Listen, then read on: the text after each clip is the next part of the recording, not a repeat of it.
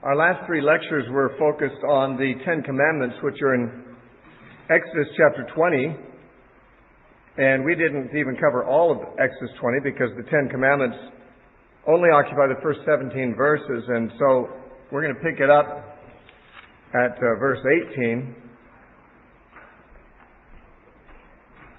It should be understood that the Ten Commandments seem to have been uttered out loud from the mountain. Remember, Israel had come to Mount Sinai and they were camped there at the foot of the mountain.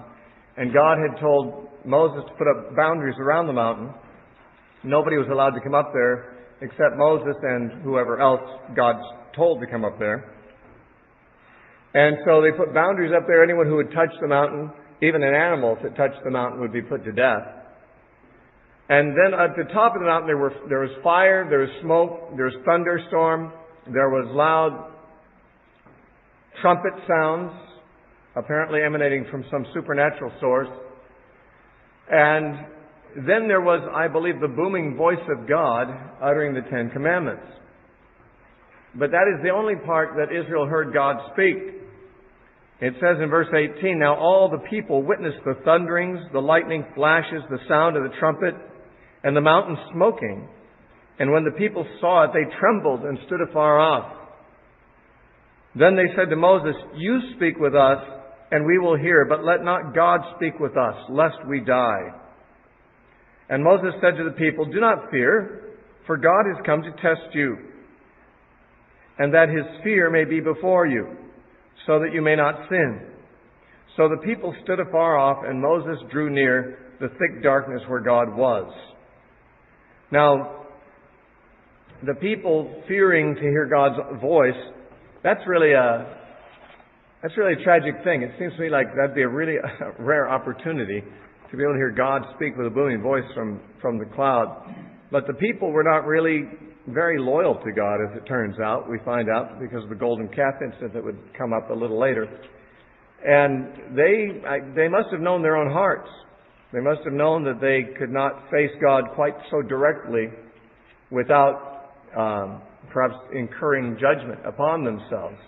And we read in Hebrews chapter 12 about this, because in Hebrews, the author is trying to teach his Jewish Christian readers that they should not consider going back to Judaism, even though they have received persecution ever since becoming Christians.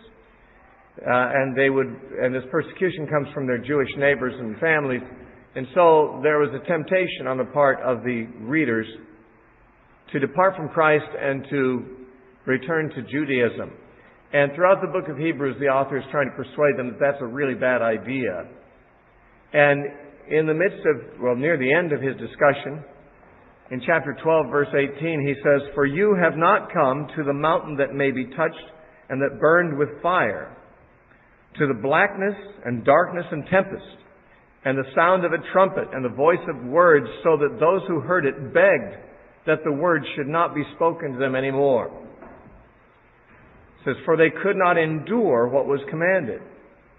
And if so much as a beast touches the mountain, it shall be stoned or thrust through with an arrow. And so terrifying was the sight that Moses said, 'I am exceedingly afraid and trembling.'" By the way, we don't have record of Moses saying, "I am exceedingly afraid and trembling," except in the Septuagint in Deuteronomy 9:19. In Greek, in the New Testament, the Septuagint, the Greek Old Testament, Moses' words are quoted from there here. But we see that the writer of Hebrews said this spectacle scared them so much, but it says they also could not endure what was commanded in verse 20 here. They begged that the words not be spoken to them directly anymore, and they could not endure what was commanded. Now, the writer of Hebrews is pointing out that, the Old Covenant was scary. The Old Covenant was demanding. It even would require someone to be killed if they infringed it, even so much as to touch the mountain. But he goes on to say, "But we've come to Mount Zion," and he talks about the wonderful things that we've come to, and obviously as an incentive to his readers to not go back to Mount Sinai or not go back to Judaism. And so we read here in Exodus 20 of them having this reaction. They don't want to hear God's voice anymore. Let Moses go and hear from God for them. And then they will hear from Moses. I guess that is the religious sentiment of many people. They really want somebody else to hear from God for them. And this is something that some people are just disposed that way and some are disposed the opposite way. I'm the opposite. I'd rather hear directly from God if possible. I'd love to have God speak directly to me. And sometimes He has.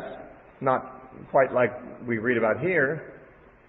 But obviously, Jesus said, "My sheep know my voice and follow me." And I believe that it's normative for Christians to hear directly from God, at least at times. And yet many Christians would rather just let the preacher do the hearing and the repeating of what he thinks God wants them to hear. And to the degree that people are that way, to that same degree that religious leaders become authoritarian and people lose their ability to know what God wants because they just listen to human messengers. And not all human messengers are as faithful as Moses was. In the book of Numbers, we'll find God saying about Moses that Moses was faithful in all of God's house. But not all ministers are, and I think Christians are to have the privilege of hearing directly from God, which was something that the Old Testament people did not generally do. That's the benefit of having the Holy Spirit given to us in the New Covenant so that He resides in us. And Paul said, as many as are led by the Spirit of God, they are the sons of God. Over in Romans chapter 8, I believe it's verse 14, but yeah, Romans 8:14. As many as are led by the Spirit of God, they are the sons of God. So it's not God's desire that individuals have to depend upon some intermediary human being to hear from God and then repeat back what God has to say. Well, that's what the Israelites chose, and perhaps that's what some people choose today because there's too much responsibility involved in having to hear from God for yourself. It's so much easier to let someone else hear from God, since it is sometimes difficult to discern whether what you think you're hearing from God is God or not. But there's nothing more valuable to cultivate than that ability. And perhaps it takes a lifetime to become very adept at knowing when it's God speaking and when it's something else, some other impression in your life. But in any case, this is what our life on earth is for, is to get to know God, and therefore to get to know His voice as well. The children of Israel were not going to get to know God very well, as it turns out, and one of the reasons was seen in their attitude here. Don't let God speak to us. Moses, you speak to us instead. Verse 22, Then the Lord said to Moses, Thus you shall say to the children of Israel, You have seen that I have talked with you from heaven. You shall not make anything to be with me, gods of silver or gods of gold. You shall not make for yourselves. Now, Moses pointed out to them over in Deuteronomy chapter 4 and verse 12 that at the mountain God did not show them any image of Himself. In Deuteronomy 4:12, Moses said, Yahweh spoke to you out of the midst of the fire. You heard the sound of the words, but you saw no form. You only heard a voice. Now what he's saying there is, therefore you must not try to make an image of Him since you don't have any idea what He looks like. He did not reveal His appearance to you. Now later on, in the book of Numbers, we find that God apparently did appear to Moses in a way that Moses could know what He looked like, but Moses was reliable and faithful and would not be one that would make images of Him. But in Numbers chapter 12, when God is rebuking Miriam and Aaron for their momentary rebellion against Moses, and because Miriam was a prophetess too, and Aaron was a priest, they thought that they should share some of the leadership with Moses. And they complained, and God spoke in Numbers 12:6. Then He said, Hear now my words, if there is a prophet among you, I, Yahweh, make myself known to him in a vision, and I speak to him in a dream. Not so with my servant Moses. He is faithful in all my house. I speak with him face to face, even plainly, and not in dark sayings. And he sees the form of the Lord. Why then were you not afraid to speak against my servant Moses? So Moses actually saw the form of God. He is unlike other prophets. And why did God let Moses see him? Because he was faithful in all his house, and he knew that Moses would not be tempted, therefore, to make images of God, having seen what God looks like. But as we saw in Deuteronomy 4:12, Moses said to the people, you didn't see any form. You heard the voice, you heard the noise. God did not show you what he looks like. And that is because, of course, God doesn't want anyone to try to depict him. And so, in Exodus 20:23, you shall not make anything to be with me. Gods of silver or gods of gold, you shall not make for yourselves. Now, the last few verses of chapter 20 are a little strange in that it talks about making an altar, and yet, within a few chapters, he's going to tell them how to make a brazen altar and a golden altar, which are to be used regularly in their worship, in their sacrifices. And yet, apparently at this point, they were supposed to be building altars, perhaps on special occasions, or maybe just at the foot of the mountain. We're not told exactly what the setting is for the use of the altar that's about to describe, or the time frame. It's possible that even after the tabernacle was built, and they had the brazen altar for offering sacrifices, that people who lived too far away from where the tabernacle was erected would have to offer occasional sacrifices elsewhere. And so he tells them, if you're going to build altars, here's what you have to build them like. In verse 24, an altar of earth you shall make for me, and you shall sacrifice on it your burnt offerings and your peace offerings, your sheep and your oxen.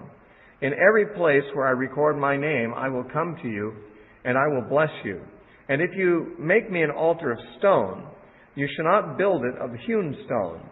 For if you use your tool on it, you have profaned it. Nor shall you go up to it by steps to my altar, that your nakedness may not be exposed on it. Now, I'm not sure exactly, as I said, if this is for the whole congregation to have one altar, or if he's just talking about whenever you make altars in various places, make them out of earth, or you could make them out of stone as long as you don't carve the stones. You'll profane it if you carve the stones.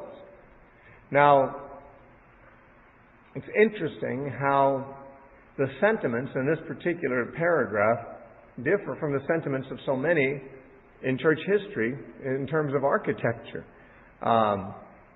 In the Middle Ages, of course, great cathedrals were built that are still marvels and tourist attractions and so forth, and still used by the Roman Catholic Church, and similar ornate buildings by Protestant denominations too.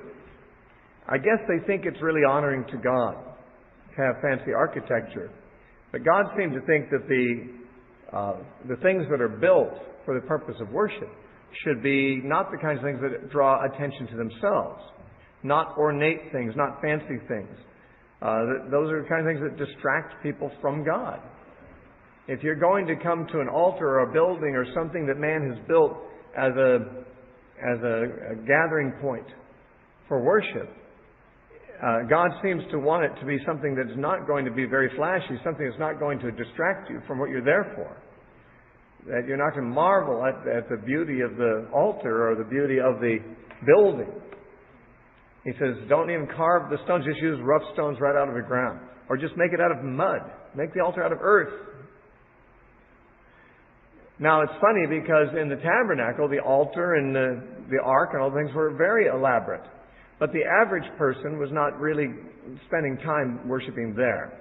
The average person did not go inside the tabernacle. They would see the brazen altar out in front.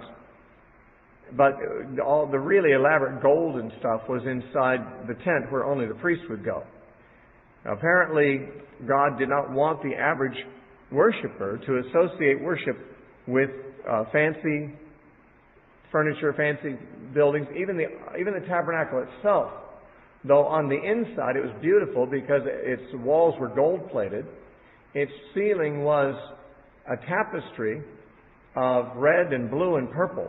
But that tapestry was covered over with 3 other layers, and the outside layer of the tabernacle was just leather, just beaten animal skin. It was a weather tarp over it. So that on the outside, the tabernacle looked very ordinary, not colorful at all. You go inside and it's, gold, reflective gold walls and colorful ceiling. It'd be beautiful in there. But you look on the outside and it's just very plain. And so again, although the priests were allowed to go inside, other people were not. And that suggests that God didn't want the Israelites to be looking at their tabernacle and say, oh, look at that beautiful masterpiece of a building that we've built. Now, when Solomon built the temple, it seemed to violate that principle, and yet we are told that he had received plans from David, a blueprint for the temple, which David had received by revelation. So maybe God, I don't know why God did it different in the days of Solomon, but it's very clear that here he's interested in simple, natural, undistracting designs for the altar, and also unpretentious. Because he says in verse 26, you shall not go up to it by steps. That is, don't build the altar up really high where the person has to go up on steps to get to it. It's amazing how some churches were constructed just the opposite of this and had the pulpit up high and almost like a balcony, a little balcony box, where the preacher would ascend by steps and preach from there, perhaps mainly for acoustical purposes, but it seems to me like it would have the effect of elevating the minister to something of a higher spiritual plane in the sight of the people. And I think that's what God is against. Now, he said here that your nakedness may not be exposed upon it, and this is understood one of two ways. Some feel that if it's talking about literal nakedness, that a person's private parts might be visible from those at ground level as he goes up on the steps because they wore these garments that were essentially skirts, and that it might put the person in a position for his undergarments, at least, to be exposed, his nakedness to be exposed. But it's very probable that nakedness here is figurative, because there's many times the term nakedness is used not in a literal way, as when Joseph told his brothers, saying they were spies, that they had come to spy out the nakedness of the land, or the vulnerability of the land, in other words. The Bible says in Hebrews, all things are naked and open before Him with whom we have to do. And it's possible that this is saying your nakedness would be, you would be exposing yourself to be pretentious if you try to elevate yourself in worship by going up steps to a high altar, that God will expose you for what you are, and your nakedness may be exposed. That is to say, God will expose you for the hypocrite or the whatever that you're pretending. The pretentiousness of what you're pretending to be will be exposed. It's not entirely clear. This is a very strange paragraph, but its general sentiments in verses 24 through 26 clearly are not anything elaborate, not anything fancy. Now, in chapters 21 through 23, we come to what's usually called the Book of the Covenant. It's called that because it's called that in the book. Later on, it refers to to Moses writing down the Book of the Covenant, which is these laws in these chapters. And so, in chapters 21, 22, and 23, we have a lot of miscellaneous laws. For the most part, they can be recognized as applications of the Ten Commandments to specific case law, but not always. Some of them, it's not really clear what direct effect they have on the Ten Commandments, but they do reveal God's ideas about justice in society. And we need to remember that that is something that God is concerned about. All the prophets, when they came to Israel, complained that Israel was neglecting justice. They were being unjust. And this injustice was often reflected in what the courts were doing and how the regular citizens used or abused the courts. The judges were quite capable of being bribed in many cases. And so a person who had enough money to bribe a judge would usually get what he wanted in court rather than what justice would require. A judge's justice, his clear vision would be perverted by a bribe, the Bible says. It actually says that in these laws here. And therefore, widows and orphans, who were people who usually had less money, were often taken advantage of in court by rich neighbors who wanted to take their property or in other ways, disadvantage them. And so the prophets were often complaining about how the widows and the orphans do not receive justice in the courts in Israel. And now that Christ has come, it's a mistake for us to think that, God no longer cares about justice. He just wants us all to get people to go to heaven. Because that's not what the New Testament teaches. It is sort of the mentality that many Christians have. In fact, if you talk too much about social justice, people will think you're teaching a social gospel. And the social gospel is sometimes a term that's used for a liberal, bloodless gospel, a gospel that doesn't require personal salvation or a personal savior or a blood atonement, but rather the social gospel sometimes is the term used for the teaching of some liberal churches that what Jesus came to do is to establish political justice and to overthrow oppression, institutionalized oppression. And therefore, people like this move into the realm of what they call liberation theology many times, which amounts to basically supporting communistic revolutions against what are regarded to be oppressive governments and, popular movements of the people rising up. And there's a lot of the priests in Latin America have signed on to what's called liberation theology, and they lead some of these movements to overthrow dictators and so forth and establish more of a communistic state. And liberation theology is unfortunately very closely wedded to communistic economic and political theory. And therefore, evangelicals who are aware of this often want to avoid the social gospel, as they call it. And yet, the social gospel, the real gospel is a social gospel. Certainly, it's not just about the way we relate with God. It's also about the way we relate with people. And that's a social issue. Jesus said that there's two commandments of apparently equal weight. One, you shall love the Lord your God with all your heart, soul, mind, strength. And the second is like it, he said. You shall love your neighbors yourself. Well, we in the evangelical churches often have emphasized the first of those, the need to have a relationship with God properly. And that's a good thing to emphasize because a lot of people in churches don't have a good relationship with God and need one. But we have to remember that Jesus said the other commandment is like that. There's a similar obligation to love your neighbor as you love yourself. And the way you love your neighbor is in practical terms. And the law of God is one of those, is the place where we see what justice is. And justice is a part of love. You cannot love somebody and be unjust to them deliberately. If you look at Isaiah chapter 42 just for a moment, this is a prophecy about Jesus. It's even quoted in the New Testament. It's one of the prophecies of Jesus quoted in the New Testament in Matthew chapter 12 at verse 18. But Isaiah 42:1 says, Behold my servant, that's Jesus, whom I uphold, my elect one, in whom my soul delights. I have put my spirit upon him. He will bring forth justice to the Gentiles. He will not cry out, nor raise his voice, nor cause his voice to be heard in the street. A bruised reed he will not break. A smoking flax he will not quench. He will bring forth justice for truth. He will not fail nor be discouraged till he has established justice in the earth, and the coastlands shall wait for his law. So, this is talking about Jesus, and it's quoted in Matthew as being fulfilled in the preaching of Jesus, at least, beginning to be fulfilled. This is talking about what Christ's program is ultimately going to accomplish. Not just to bring a bunch of people to heaven. Of course, everybody who follows Christ, after they die, going to be with the Lord is where they'll go. But it's clear that this lays out the Messiah's program as one that has an interest in establishing justice. Look at how many times it says it. Verse 1, He will bring forth justice to the Gentiles.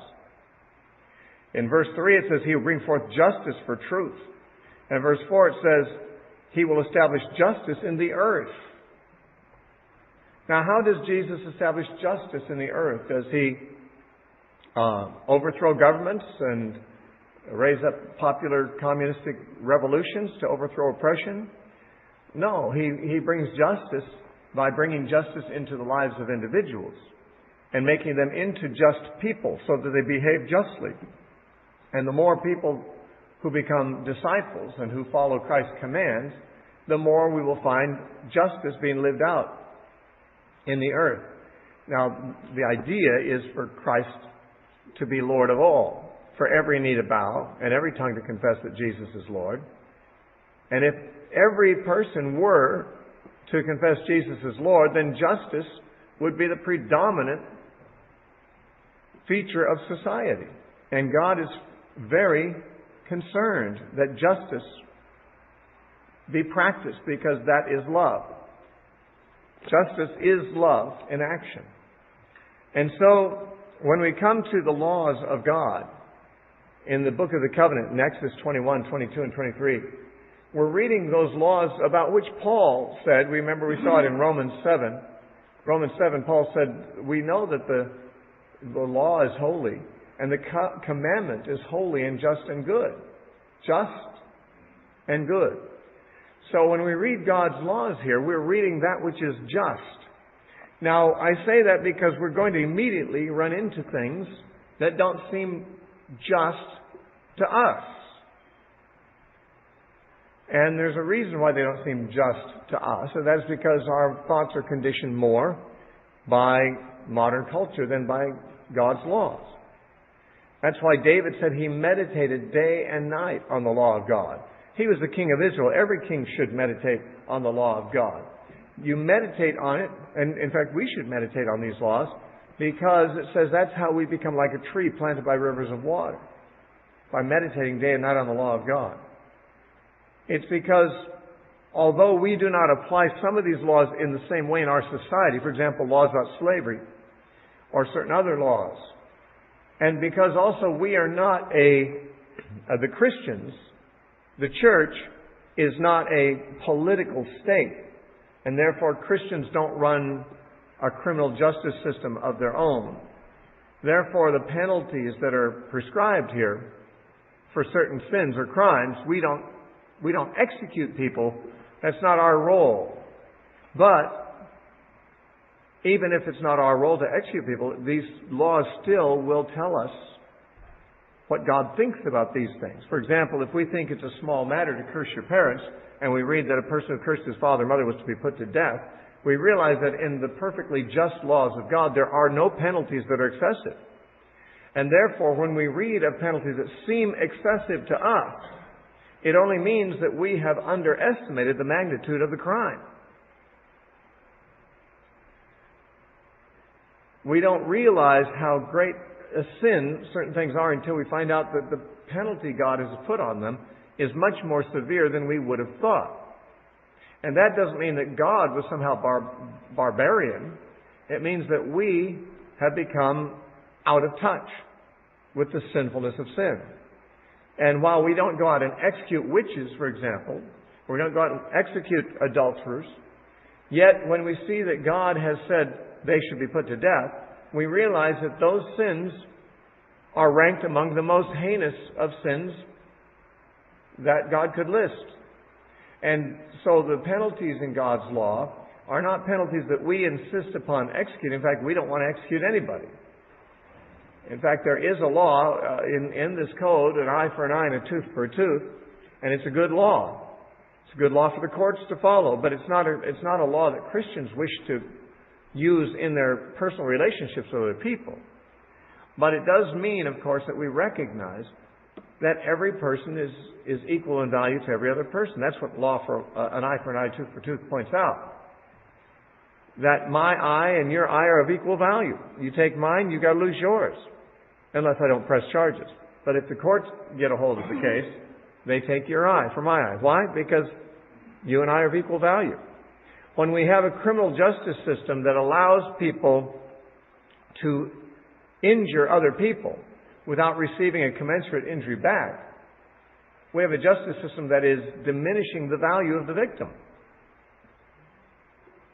And so, not treating everybody as equal. But we'll get to that issue when we come to those laws that are specifically about that. One thing that we find immediately as we read chapter 21, and verse 1, and following, we find that slavery is an institution taken for granted. Immediately, we think that's not just. But then we have to ask ourselves, well, why do we say that? Let's look at what it says. Now these are the judgments which you shall set before them. If you buy a Hebrew servant, he shall serve 6 years. In the 7th he shall go out free and pay nothing. If he comes in by himself, he shall go out by himself. If he comes in married, then his wife shall go out with him. If his master has given him a wife, and she has borne him sons and daughters, the wife and her children shall be her master's, and he shall go out by himself. But if the servant plainly says, I love my master, my wife, my children, I will not go out free, then his master shall bring him to the judges. He shall also bring him to the door, or to the doorpost. And his master shall pierce his ear with an awl, and he shall serve him forever. Now, like I said, the whole idea of slavery is odious to modern Western civilization. And that's because we feel that we are more enlightened than the people in biblical times. Now, we are, in many respects, more enlightened. Christ obviously brought more light on what it means to love. But Christ did not abolish slavery. And even after Christ was gone, the apostles did not abolish slavery. Both Paul and Peter addressed slaves and masters. And the slaves were told to be submissive to their masters. The masters were told not necessarily to release their slaves, as one might think a Christian should do, but rather to treat them justly, to treat them kindly, like a member of the family, as a brother. Now, it bothers some people that God permitted slavery in the Old Testament, and that even the New Testament permits slavery, and that Paul didn't speak against it. The commentaries on Exodus often are mealy-mouthed about this.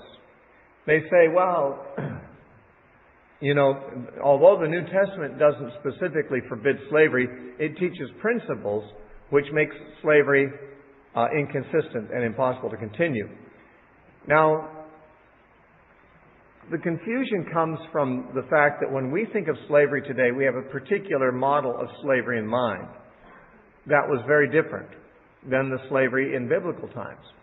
We are thinking specifically of what is usually called Atlantic slavery, the historical slavery of the early centuries of this nation's history, where European kidnappers would go to Africa and would kidnap black people and bring them as slaves to the Western world and would sell them. And of course they were treated very badly. They were treated like they weren't even human. They were treated so badly on the slave ships that a good portion of them died before they got even over to America or to the other lands that were buying them. And then once they were purchased, they were often treated like they were just chattel, like they were just animals or worse. Now, that kind of slavery is objectionable to Christians and would have been objectionable to the Old Testament too, because kidnapping was punishable by death. And Atlantic slavery, that is African slavery that was slaves brought across the Atlantic to here, that involved as its very first step kidnapping. And under the law of Moses, those slave traders would have been put to death for kidnapping. Furthermore, if the slaves were purchased over here, the law of Moses would have required that they be treated as human beings, that they be treated, Christians should treat them like brothers. Now, we would still object to slavery even under better conditions in our day, because we have come to a place where we're influenced more by the Enlightenment and the idea of humanism than we are by biblical ideas, and we simply think that human freedom, human liberty, is something that is something that we should never impinge upon. But we're pretty inconsistent about that, because many people work at jobs that are a little better than slavery and much less secure. You see, slavery in the Bible was not like Atlantic slavery. The slaves were not kidnapped. Sometimes they were prisoners of war, but the war was not conducted in order to get slaves. The wars were conducted about other issues. Once one nation conquered another nation, they often took slaves of those survivors. rather than killing them all. And these slaves then got to live. But many people were slaves by their own choice. Many people were slaves because of their economic circumstances. Just like today, there are people who do not seem to be able to pay their bills. They go into debt and they can never repay their debts. And in this country, they maybe file for bankruptcy, or they may end up homeless even. In biblical times, someone who was insolvent and could not pay his debts would sell himself into slavery. That happened frequently. So that a man was a slave because he found it necessary and desirable to be a slave. Why? Because if he had a nice master, his master would buy his housing, his clothing, his medical, his food, everything would be covered. He had security. All he had to do was serve his master. And there are people who do that now. They serve their employers like slaves in some cases. Of course, not really like slaves. Your employers say they can't beat you. They can't sexually assault you. They can't kill you, as some masters did their slaves in biblical times. But that kind of behavior was not permitted. Beating, yes. Beating was permitted. Disciplinary action, just like with a son. A slave could be disciplined physically if he is rebellious. But he could not be... But that was a crime, you see. It was a crime for the slave to rebel against his master. And just like criminals would be beaten, so would slaves be beaten, or rebellious sons were beaten. That seems strange to us, but a beating properly conducted is only a disciplinary action. It's not a permanently damaging action. And many people in our society don't even want to spank their children. They even think it's wrong to spank children, which shows again how far we've drifted from a sensible biblical worldview. Infliction of pain is something God Himself does to correct people. And Jesus said, "Whom I love, I rebuke and I chasten." And the Lord scourges, that means whips, every son in whom He delights. It says in Hebrews chapter 12. This is very different from our way of thinking, but, whenever we find that our way of thinking is different than God's way of thinking, there's two possibilities. Either we're wrong or God's wrong. No, come to think of it, there's only one possibility. Because God's never wrong. So, if we don't agree with God about something, then we should. Now, I'm not saying that we should go back to slavery, because the kind of slavery that was practiced in this country was immoral. It was something the law itself would have condemned and would have executed the slave traders as criminals. But in a society where people were able to sell themselves into slavery, that was a security situation, a financially secure situation. The reason that most slaves were slaves was because they couldn't take care of themselves economically, and their master could take care of them, and they felt more secure having somebody else take care of them. It's a very un-American way of thinking, because we Americans are very independent. We don't want anyone to take our rights away. And I'm just like any American in this respect. I don't want that. On the other hand, there are people, and many of them, in the modern world as well as the ancient world, who would gladly give up their freedoms for their security. Our whole country is moving more in that direction with this whole idea of health care. Give up my freedom to make choices about my health care. Give up my freedom to spend money as I believe God wants me to spend it. Let the government take more and more of it so that they'll give me security, so I know that if I get sick, someone else will take care of me. If I get hungry, somebody else will feed me. If I'm out of a job, the government will give me welfare. You see, it's just the same mentality. The idea is, if I can't take care of myself, or even if I can but don't want to, if I don't mind giving up my freedoms to have somebody else take care of everything for me, then that's the same mentality as drove many people into slavery. The difference here is that in that day, a person could sell himself into slavery and be secure for the rest of his life financially. In our day, we can't. There are no slaves, and therefore, he has to go out and get a job. But there's many people who have jobs, even double and triple jobs, and still are losing their houses. They're still not sure where they're going to live. They're still insecure. We aren't them, so we're not really aware of that, and we would never be none of us are in a position where we'd even be tempted to sell ourselves into slavery if that was an option. But there are many people who are homeless right now. who, in a society where it was taken for granted that if you're really in trouble, you could sell yourself as a slave. They would do it. And we even see in the laws we just read, that a Hebrew slave was to be offered his freedom after 6 years. In the 7th year, he was supposed to be released if he wanted to go. But it was suggested maybe he wouldn't want to go. He might want to stay a slave. And, of course, one of the conditions that are mentioned is that if he, as a slave during those 6 years, if his master has given him another slave woman to be his wife, and he has children and so forth, he may have become attached to his family and want to stay there, even if he doesn't much like being a slave. In which case, his family is kind of an anchor to hold him into the household, and that might feel like he's kind of under duress to stay. But there's also the other option that says he might say, I love my master. I want to stay a slave.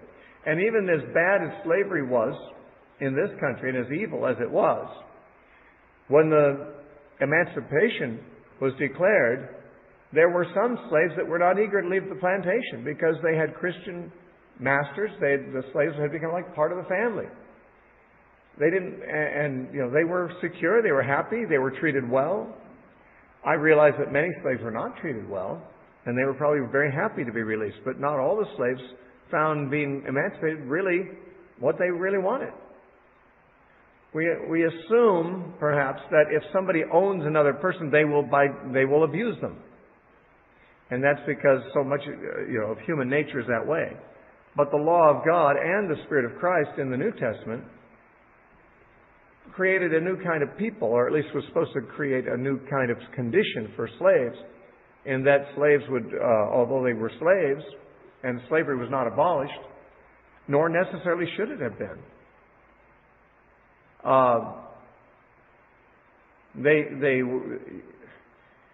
They were to be treated fairly, like human beings. You see, the laws of slavery in Israel were much more humane and much more honoring of slaves' rights than the laws of similar nations, or other nations around Israel at the time. All nations had slaves. In fact, all nations had slaves up until the 1800s. For almost 6,000 years, slavery was something that all societies saw as either useful or, good or right, or just something that, an oppression that some people were able to impose on another. It was abolished here in the 19th century, and we're glad that it was, except now there's going to be people. See, here's the thing. What should have been done here probably is that immoral slavery should have been outlawed. Kidnapping Africans and bringing them over here against their will, that should have been outlawed. There should have been prosecution of those who did those kinds of crimes. But it shouldn't necessarily have been illegal for a person, if he wished, to sell himself into slavery, because then you wouldn't have to have the whole society brought into slavery to the government. If someone was worried about their health care or worried about their security, they could sell themselves as an individual into slavery if they wanted to do that. The rest of the people could remain free if they wanted to. But see, right now, the option of selling yourself into slavery isn't available except to the government. You can sell yourself into slavery to the government, but then everyone has to go, whether they want to or not. The government has to put everyone into slavery. It would actually be more just if voluntary slavery was still an option, as it was in the Bible, because there are people who want to be slaves today. They don't want to call it slaves. They don't want to call themselves slaves, but they want the conditions that slavery provided for people. Security provided by somebody else. And they don't mind giving up freedom for it. But there are plenty of people who still like freedom, and people who aren't interested in having somebody else take care of them. And so it's unjust to force them into a slave condition with the government.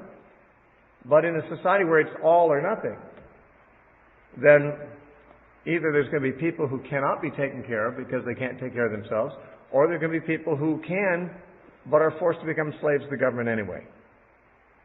And they don't want to be. So actually to have the option of a moral kind of slavery was not an evil thing. In fact, it's probably better than what modern people are opting for in this country. We know that Paul spoke to slaves. I'd just like to give you give you an example of Paul's teaching on this subject in Ephesians.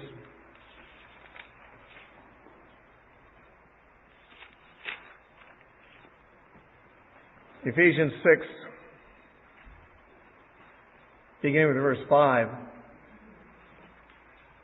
Paul said, servants, he means slaves,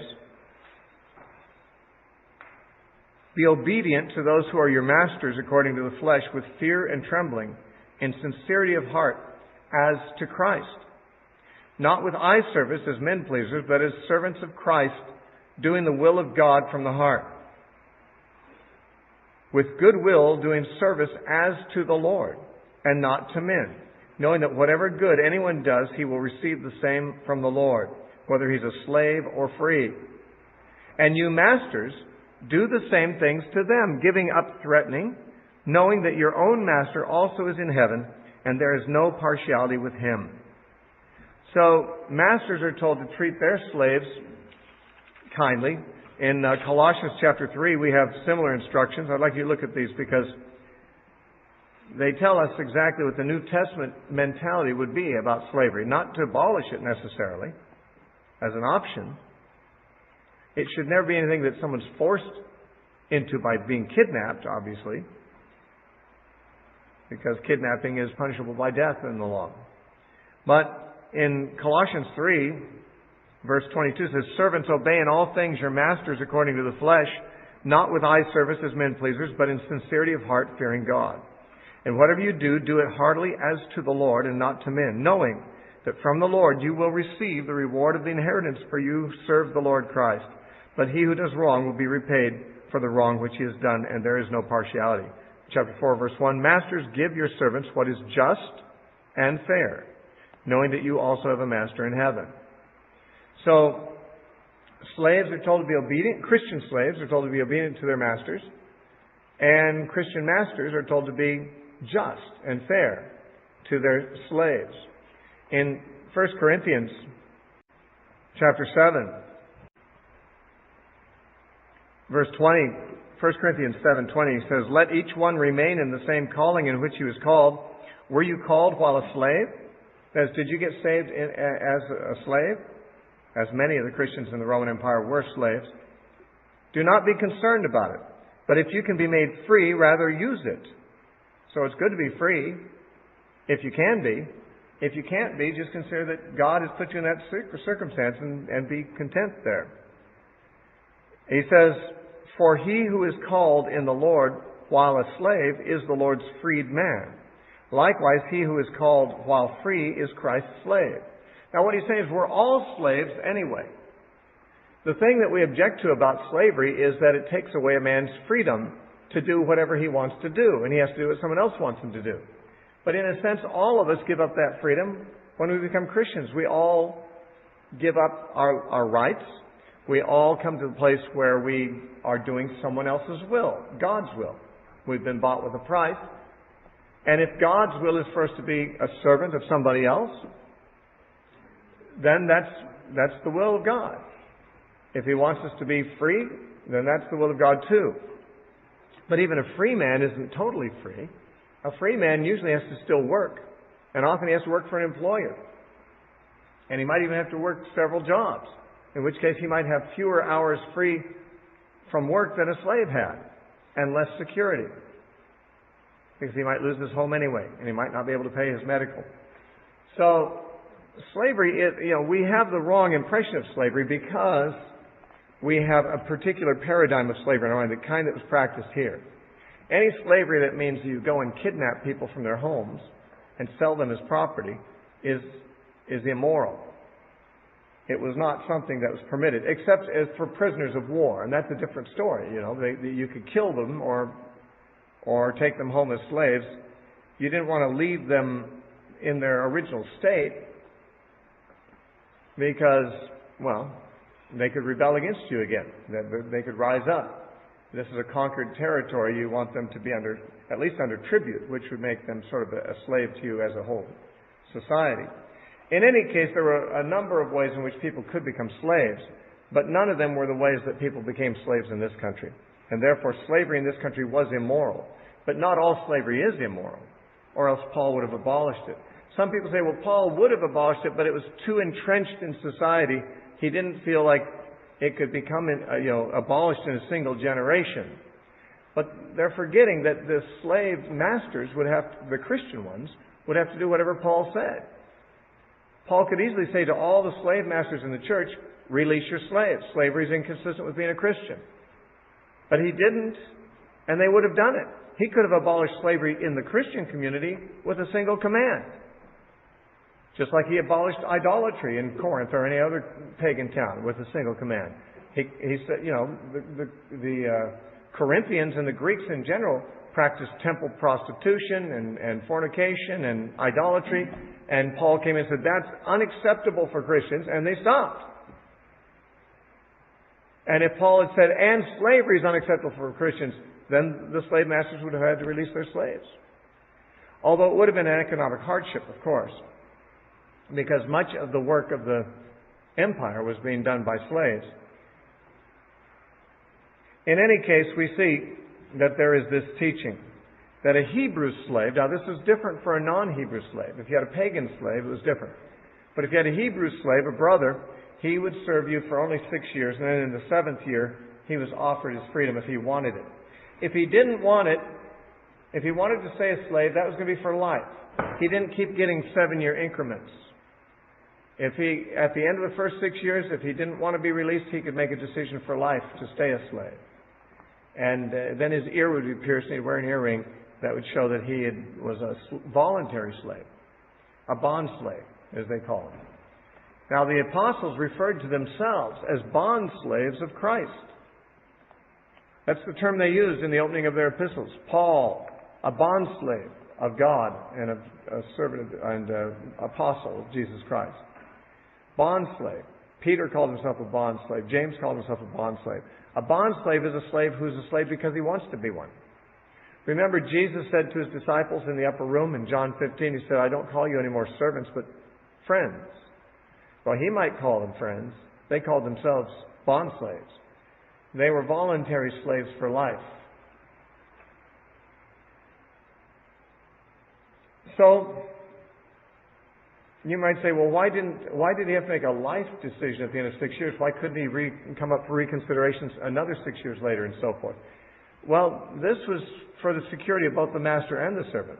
After 6 years serving, a slave would know whether his master was good to him or not, whether he's someone he could live with and work for the rest of his life or not. And if not, he could go free. But if he wanted to stay at that time, then he would know that the master couldn't just kick him out. It was a life commitment. He's going to be secure for life. And the master's going to know that he's not going to have to replace this slave. He can invest in him. He can train him. He can make him a foreman. He can give him responsibilities and know that the guy's not going to walk away in a few years. The slave becomes part of the household, just like a wife or a son. It's for life. So after 6 years of being a slave really decided, does he want to become part of the family, part of the household? Of course, he'd still be in there in the role of a slave, but still he'd be there permanently like any member of the household was. Now, there's also female slaves. And verse 7 says, if a man sells his daughter to be a maidservant, or female slave, she shall not go out as the men servants do. In other words, after 6 years, she doesn't go out. And the reason for that is, strange as it may seem to us, it was usually assumed that a female slave was being purchased to be a wife to her master or a concubine. Now, this seems strange to us, and we'll talk more about polygamy and some of the things that come up later in the law. But suffice it to say that polygamy was not condemned at this point in time, and again, for the same reason. We think of polygamy as an absolute intolerable arrangement for the woman. But in those days, a woman didn't have much of a way to support herself unless she had a husband, and most women wanted to have babies. Most women found that their real fulfillment in life came not from being a wife, but from being a mother. And in a society where there were often far more women than men, women could either share a man with other women or not marry at all. But most women would rather, in that society, be married and have children, even if they had a husband who had another wife or two who had children too, because they would at least have their own family rather than none. You see, if they didn't get married at all, then they'd live with their father until he died, and then what would they do? then they themselves might be too old to attract a husband. So marriage was much more a necessity for women in that society just to survive than it is in modern society.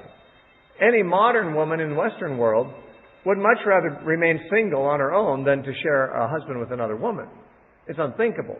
But not in that society, and not even in all societies today. In Muslim societies, they still have polygamy. And in many tribal societies, they do. Now, is it a good thing? No, it's not a good thing. But it's not necessarily an injustice, because it provided for women at a time when men were often in short supply. Now, why would they be in short supply? Because of war. Men were killed off in large numbers on the battlefield, leaving widows and daughters behind and a short supply of men. So those women could either become the charge of the government to pay for, or they could marry and share some of the few men that were left. We read about this arrangement in Isaiah chapter 4.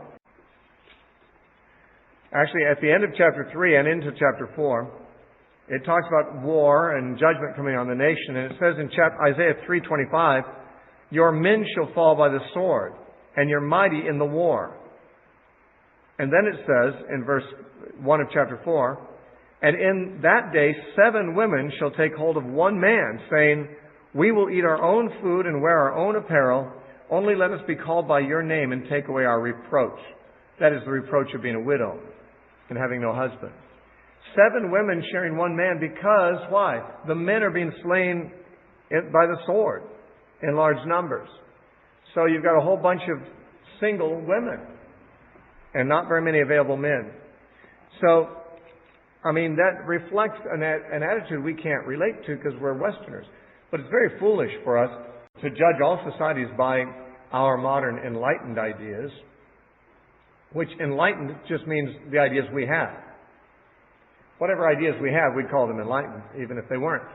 And in some cases, they're not that enlightened. As we can see from our enlightened society, they can't see any reason not to marry same-sex couples.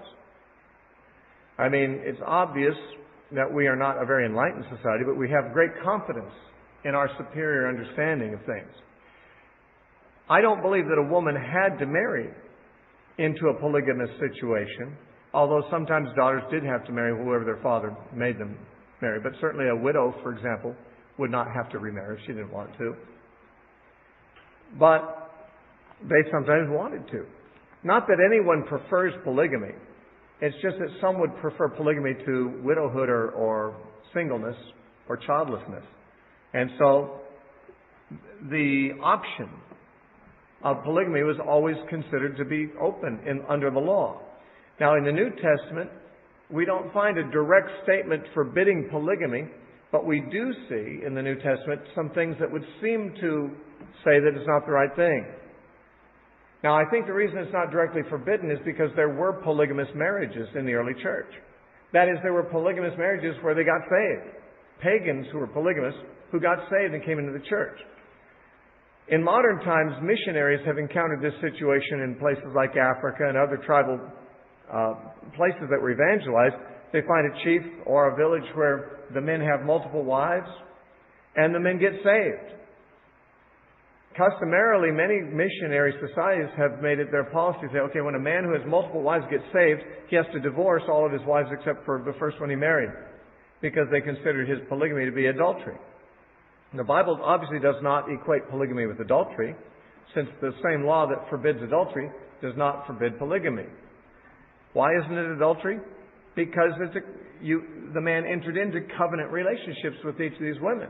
As long as he doesn't violate those covenants, then he's not committing adultery. Because they did not assume in the covenants they made in marriage that there would be monogamy. There was no promise of monogamy, so there's no violation of monogamy when men would take additional wives. That was just understood in that society. Obviously, it'd be different here, because when people make marriage vows, they promise to forsake all others and cleave only to their spouse. And so anything like polygamy in our society, when there's been those kind of marriage vows, would be cheating. That would be adultery today. But only because that's what's understood in the marriage vows. It wasn't understood in their marriage vows that they were having a monogamous relationship necessarily. But the New Testament does, in a sense, drive polygamy out of the Christian community, not by forcing the polygamists who got saved to give up some of their wives, but rather by essentially keeping new polygamous marriages from being formed. For example, elders had to be the husbands of one wife. Now that suggests if Paul said that an elder had to be the husband of one wife, in 1 Timothy chapter 3 and also in Titus chapter 1, that the elder could not be a polygamist. Why? I believe that if you look at the qualifications for elders, that everything in the list of qualifications is simply that he has to be the kind of Christian that all Christian men should be. Not all Christians are what they should be. Many Christians have substandard performance in their Christian life, and they're not necessarily thrown out of the church unless they're involved in unrepentant sin. But an elder is supposed to be one who is not living a substandard life, but an elder is supposed to be chosen from among those men who are living a consistent life the way that all Christians should. Why? Because they have to be examples. And therefore, although there apparently were polygamists in the church, none of them were allowed to be elders because their marriage would not be an example to the church of what the church really teaches and believes in. Likewise, when Jesus was asked about divorce, He said, "Have you not heard how it was from the beginning when God made them male and female and made the two one flesh?" He said, "If God joined them together, let not man put it asunder."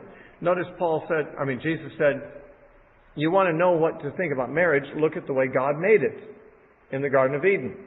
It's interesting that most people entered into polygamous marriages, men were motivated by the desire to have a lot of children, because you can have a lot more children if you have a lot more wives than one. But although God gave Adam and Eve the instructions to be fruitful and multiply and fill the earth, and therefore having a lot of children was desirable, yet God only gave Adam one wife. Which is interesting because that limited the number of children he could have at a time. And his task was to fill the earth with children. It seems like there was some overriding concern, even more important than filling the earth with children rapidly, that made God create a monogamous marriage rather than a polygamous family. And that's because monogamy is God's model. And Jesus pointed out that the way God made it at the first is the way that Christians should view marriage. Christians should be monogamous and should not approve of polygamy. But when you find that someone who's already got a polygamous marriage gets converted, I believe it's wrong to tell them to divorce some of their wives. Polygamy is not specifically forbidden in Scripture, but divorce is. And therefore I think the missionaries made the mistake by telling these men to divorce all their wives except one. Divorce is not right. That made them covenant breakers. And it left some of their children fatherless and so forth. It's a bad call. The early church had to deal with that very thing. They didn't make the polygamous marriages break up, but they wouldn't let a man in a marriage like that be an elder, because that would set an example of something they didn't want to set as a norm. And of course, polygamy never really seemed to be practiced after the first century or so in the church, because the church upheld a different standard. And the different standard is that the bride and the bridegroom have a relationship like Christ and the church. There's only one Christ and He has only one church. And therefore there's only one bride. And that's what marriage is supposed to be an example of. Now it says, if a man sells his daughter in slavery, she can't go out after 6 years, because she is coming in really as a wife or a concubine, more likely. If she does not please her master, who has betrothed her to himself, then he shall let her be redeemed. That is, her family can buy her out of slavery. And that will be the end of that marriage or that concubinage. He shall have no right to sell her to a foreign people, since he has dealt deceitfully with her. That is, it was understood that she was being bought to be betrothed to him. That's what it says. Her master who has betrothed her to himself. By buying a female slave, he was betrothing her to be a wife or a concubine. And if he decided after he got her that she wasn't going to be someone he wanted to have as a wife and concubine, he had to let her family buy her back. He couldn't sell her off somewhere else because he's treated her wrongly. He's treated deceitfully. He took her in on the assumption she'd be his wife, and now she's not going to be. So he can't sell her to another country. He has to sell her back to her family. And if he has betrothed her to his son, he shall deal with her according to the custom of daughters. So if a slave girl becomes the wife of the master's son, then she becomes like a daughter rather than like a slave to her master. And if he takes another wife, apparently if the son takes another wife, or the master if he has taken this one, he shall not diminish her food, her clothing, or her marriage rights. And all Hebrew scholars seem to believe that marriage rights refers to sexual rights. So, he has to treat her the same and not diminish anything about her marital status if he takes an additional wife after her. And if he does not do these things, these three things for her, then she shall go out free without paying money. So there was apparently this as a grounds of divorce, non-support. If a man would not sleep with his wife, if he would not feed her, if he would not support her, then she had grounds for divorce. She could go out free, although she had been his wife, and she didn't have to pay any money, even though she had been purchased originally with money as a slave. Because he has wronged her, she gets her freedom. Now, pagan societies didn't give slaves that kind of rights. Women were just property, and the man could do whatever he wanted. But here, the woman's own feelings, her own rights, even though she's a slave, are considered. True, she has to put up with the idea of being maybe a concubine to her master, or one of several wives. That would be unacceptable to any modern woman. But those things were what a girl grew up understanding in that society, just like in a Muslim society today. A girl grows up knowing her husband may have 4 wives. You grow up thinking that way, you'd think differently about marriage, I imagine. You don't expect to have an intimate, friendly, loving relationship with your husband. You expect to be a baby maker. That's what they expected, I'm sure. But a man, even if it was a slave wife, if he didn't treat her justly, she could go for free, leave without money. And so, this is a very, what we'd have to say, a very kindly law compared to other laws about slaves in other societies. Well, we've run out of time for this class. Let's take a break and we'll pick it up at verse 12 when we come back.